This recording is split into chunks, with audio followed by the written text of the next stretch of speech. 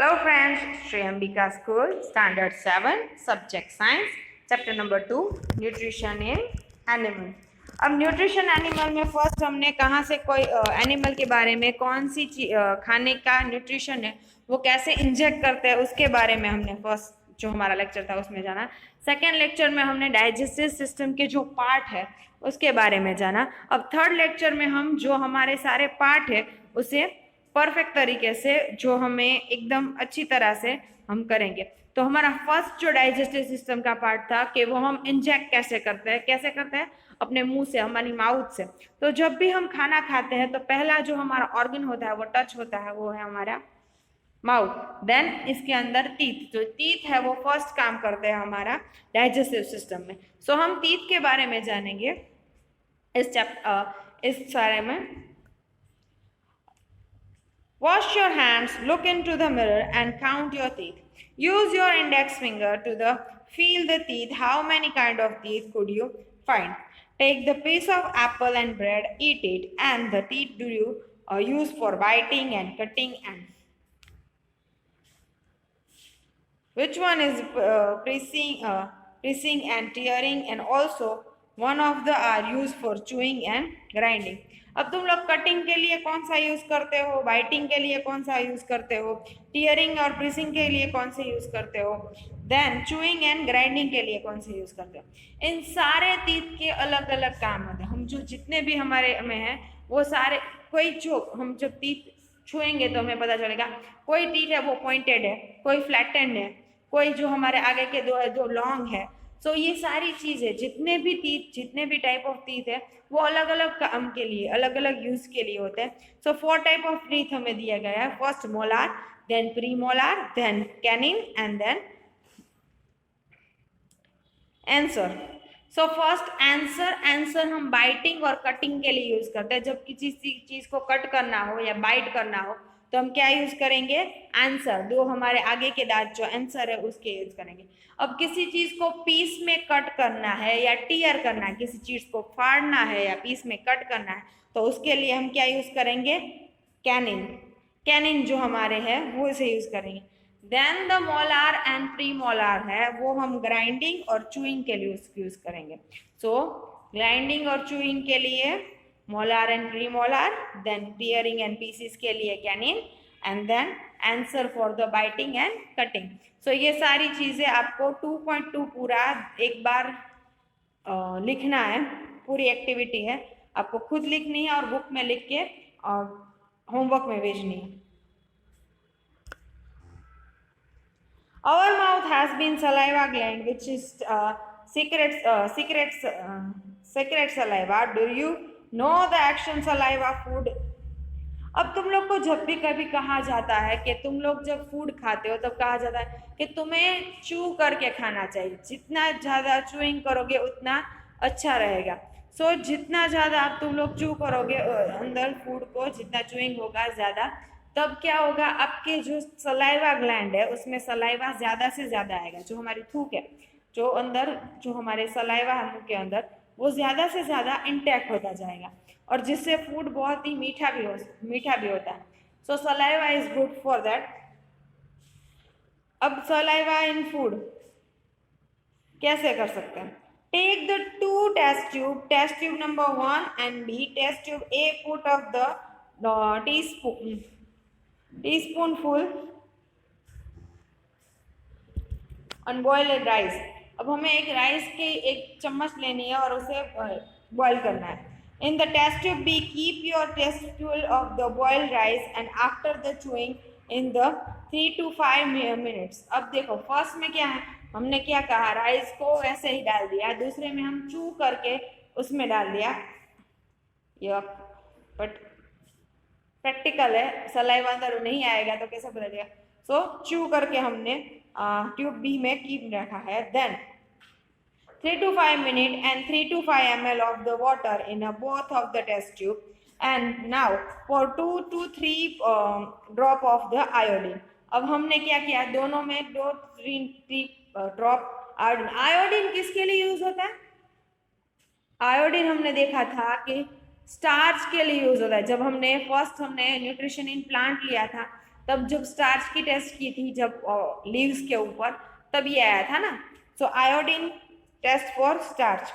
So 2 or 3 drop of the iodine solution each test tube and the observe, which there are change in a color in the test tube and discuss the result with your classmate. Your teacher, the saliva breaks down and the starch into sugar.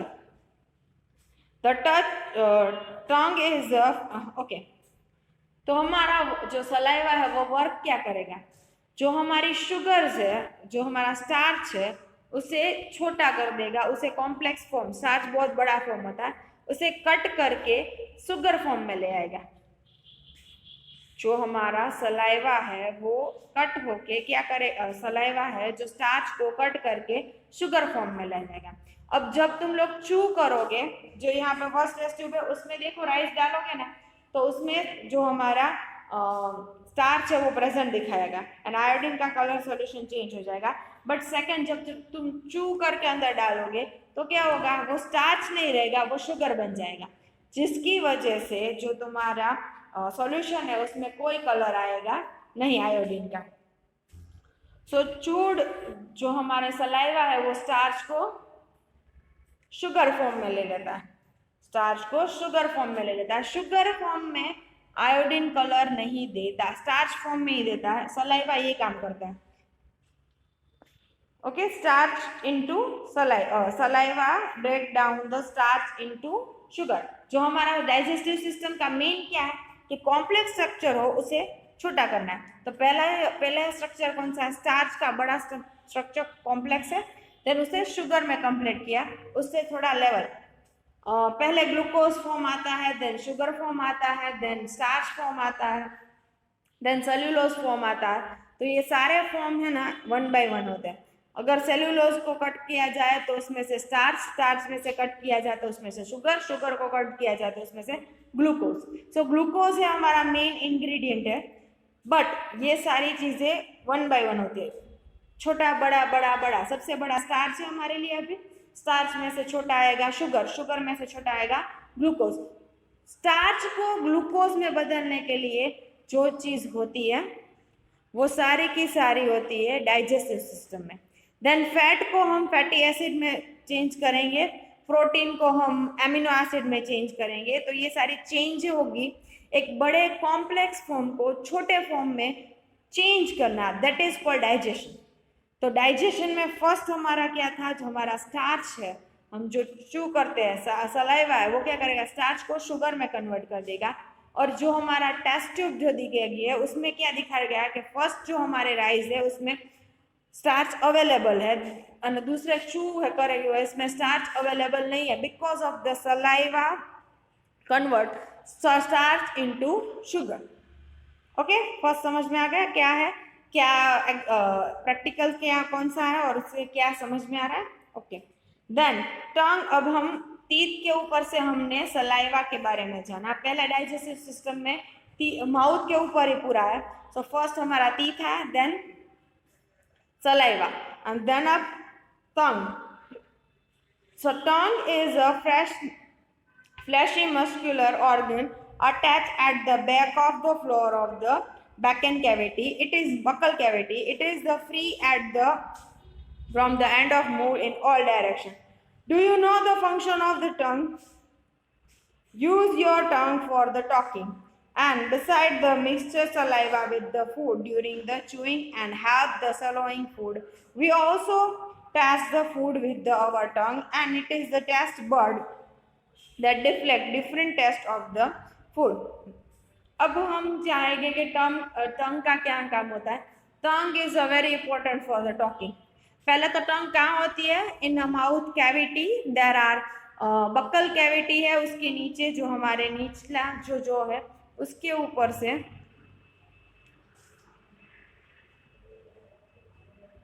उसके नीचे रखा गया है. तो that is दो हमारा flashy muscle है और ऑर्गन है, दैट इज नॉट आई. अब ये पूरा जो हमारा जो है उसके नीचे जो बकल कैविटी है उसके अंदर फ्रेशली होता है टंग. अब हमारे अंदर दूसरा क्या होता है, क्या करता है काम, जो पूरी फ्री फॉर्म में घूमती है.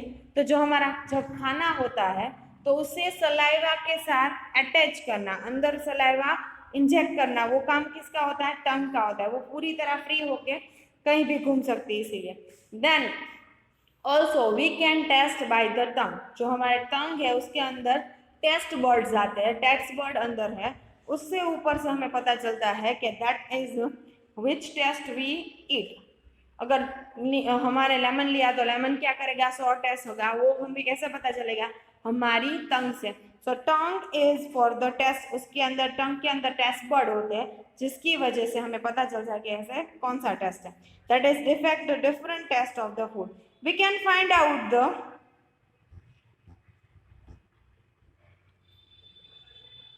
Positive taste bud of the following activity. अब देखो यहाँ पे टंग की एक फिगर दी गई है, उसके अंदर देखो टेस्ट बर्ड धीरे धीरे दिए गए, कहीं कहीं ब्लैक होते हैं, कहीं कहीं यहाँ दिखे गए, जो अलग अलग टेस्ट के लिए टंग में अलग अलग टेस्ट बर्ड आए गए। आगे का देखो तो सोर के लिए, पीछे हो गया तो बिटर के लिए अलग होगा, स्वीट टेस्ट होगा। तो ये सारे जो हमारे टेस्ट बर्ड है उसके बारे में, जो हमारी टंग के बारे में आएगा। अब something new, sweet and tooth decay, कहीं और कुछ रह नहीं गया। Sweet and tooth decay. Normally, bacteria are present in our mouth, but they are not harmful to us. However, if we do not clean the teeth and mouth after the eating, many harmful bacteria also begin to live and grow in it. This bacteria break down the sugar present from the leftover food and release acid. अब जो हम क्या करेंगे, जो यहाँ पे दिख रहा है कि हमारे माउथ के अंदर बहुत सारे बैक्टीरिया होते हैं। अगर बैक्टीरिया शायद हम डाइजेस्टिव सिस्टम में लेते हैं, बट सम टाइम इज हमारे वो हार्मफुल नहीं होते। बट अगर फूड हमारे खाने में ऐसे ही हमारे दांतों के बीच फंसा रह गया, तो उसके अंदर जो फूड में अंदर शुगर बन गई, स्टार्च का शुगर का हो गया, अब शुगर ऐसे ही पड़ी रहेगी, और ऐसे ही पड़ी रहने के बाद क्या करेगी? शुगर होगी, वो रिलीज एसिड, जो लेफ्ट ओवर फूड है, and release acid. The acid gradually damage the teeth. अब उसमें क्या होगा? धीरे धीरे हमारा टीथ है वो एसिड बिगाड़ देगा। It called so tooth decay, tooth decay, जो हमारे अंदर, जो हमारे अंदर कैविटी हो जाती है, that is decay. If they not the treat in time, it is cause the toothache and the extreme case result in a tooth loss. Cholesterol, sweets, soft drinks, other sugar products are major culprit of the tooth decay. Therefore, one should be clean the teeth with the brush or the datun and the dental floss, that is strong thread, and move the add the twice a day, least twice a day, rise the mouth from the every meal. Also, you should not put dirty finger or any unwashed object in a mouth. अब जो अभी देख रहे हो कि जो हमारी dirty food से है वो हमारे माउथ के अंदर नहीं आने चाहिए, बिकॉज ऑफ द बैक्टीरिया अंदर इंजेक्ट हो गए तो आपके मुंह में डिसीज हो सकते हैं। इसके अलावा ज़्यादा स्वीट प्रोडक्ट है और वो सब खाने के, जैसे कि लोग कहते हैं ना चॉकलेट ज़्यादा खाओ तो क्या होगा, क्योंकि जो शुगर है वो अंदर पड़ी रहेगी, और शुगर पड़ी रहेगी तो क्या होगा? एसिड रिलीज करेगी। एसिड रिलीज से तुम्हारे दांत में कैविटी हो सकती है, जो तुम्हारे टूथ इके हो सकता है, जिसकी वजह से जो ये ज़्यादा हो जाए तो क्या होगा? आपको एक्सट्रीमली टूथ एक हो सकता है, एंड दैट इज कभी कभी ये इतना ज़्यादा होता है कि आप अपना टूथ भी लॉस कर सकते हैं। कभी कभी दांत जो हमारे निकालने पड़ते हैं कभी। So that is move to trap the food and list the twice a day. हमें 2 बार ब्रश करना चाहिए, एंड जब भी खाना खाओ तब 1 बार गॉगल करना चाहिए। So rinse your mouth, okay. So that is sweet and tooth decays. Sometimes when you eat in hurry, talk or laugh while eating, you may cough, get hiccups or choking sensation. This happens when food particles enter the windpipe. That is, windpipe carried from the nostril to the lungs and the run the exhaust the food pipe. Then put inside the throat, air and food share the common passage. Then it is the food prevent to eating and windpipe. During the act of swallowing, flap like well lost the passage of windpipe and guide to the food fall. But by the chance food particle enter the windpipe, we feel choked and hiccup or the cough. अब तुम लोग कभी कभी क्या करते हो, जब खाते हो तब क्या होता है, चौक हो जाते हो, कभी कभी हिचकी आने लगती है या ऐसा सब कुछ होता है. सो ये क्यों होता है? जो हमारी बक्कल कैविटी है उसमें मैंने कहा था कि बक्कल कैविटी के दो पार्ट होते हैं, एक फूड पाइप एंड एक विंड पाइप. अब जो दोनों की दोनों कैविटी तो एक ही है, फूड तो वहीं जाएगा. अगर जब बीच में एक कर्टन जैसा होता है, फर्स्ट मेम्ब्रेन होता है. फर्स्ट जब तुम लोग फूड शैलो करते हो, फूड खाते हो, तब क्या होता है, मेम्ब्रेन पूरा विंड पाइप की तरफ होता है और वो अंदर नहीं जाने देता फूड को विंड पाइप के अंदर. पर कभी हम बोलते हैं और कभी ऐसा होता है तो क्या होता है, वो मेम्ब्रेन थोड़ा निकल जाता है, तो क्या होगा, हमारा जो फूड है वो विंड पाइप में चला जाएगा. अगर विंड पाइप में चला जाएगा तो क्या होगा, विंड पाइप में तो मोस्ट ऑफली ऑक्सीजन ही आता है, हम चौक फीलिंग करेंगे, हिकअप्स आएंगे, फूड अंदर कुछ है ऐसा लगेगा हमारे अंदर. सो दैट इज द प्रॉब्लम.